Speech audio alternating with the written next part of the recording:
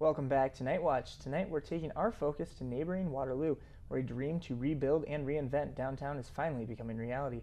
The plan, a $50 million project that will transform 40 acres into a center for tourism, manufacturing, and business. Here to tell us more about the Cedar Valley TechWorks project is Carrie Dara, General Manager and Vice President for Cedar Valley TechWorks, and Aaron Buzza, Executive Director of the Waterloo Convention and Visitors Bureau. Guys, thank you so much for coming here. Thanks for having us. Absolutely. Carrie, first off, we'll start with you. What is the significance of this project, and can you tell us a little bit more about it as well? Sure.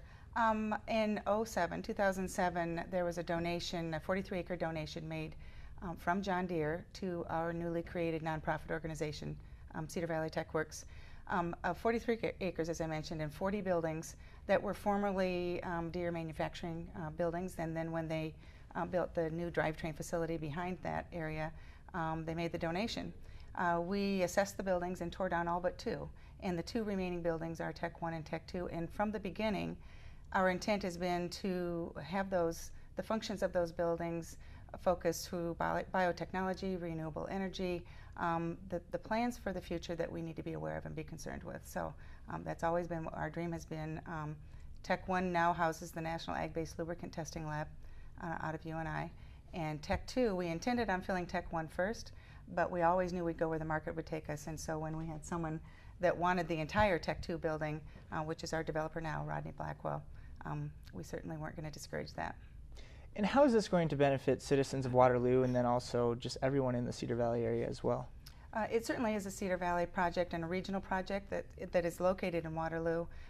We see that with the announcement Tuesday of the hotel. It will be the greenest hotel in the Midwest, either gold or probably platinum LEED certified.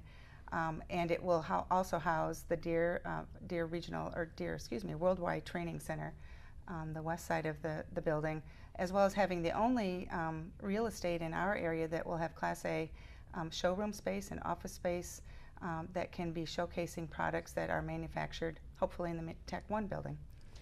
And when can we expect this project to be completed?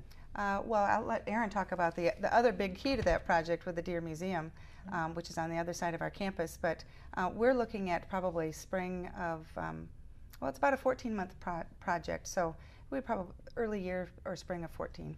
All right. Yep. What does this mean for taxpayers of the Waterloo area, Cedar Valley? Well, initially it doesn't mean a lot, which is a good thing. That means that the taxpayers aren't paying for this. That's part of the reason this took 3.5 years, was to create a development agreement that absolutely had no threat to the taxpayers, and that was kudos to the City of Waterloo for helping us create this partnership without that being an issue.